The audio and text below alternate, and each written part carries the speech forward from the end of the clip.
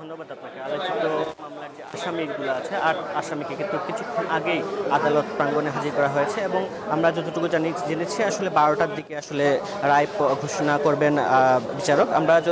একটু তথ্য জানিয়ে রাখি, সেটা হচ্ছে ২০২০ সালের ২৫ সেপ্টেম্বর আসলে সিলেটে এমসি কলেজের হোস্টেলে আলোচিত যে ধর্ষণের অভিযোগ আছে, অভিযোগ মামলায় ৮ জনকে হাজির করা হয়েছে এবং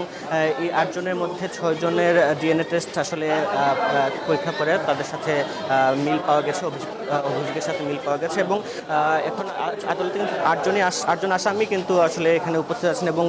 তারা কিন্তু কিছুক্ষণ আগে এখানে কড়া নিরাপত্তায় এখানে হাজির হয়েছেন এবং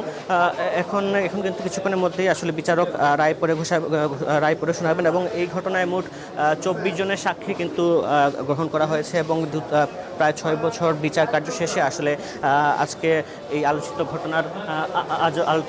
ঘটনার যে রায় সেটি আসলে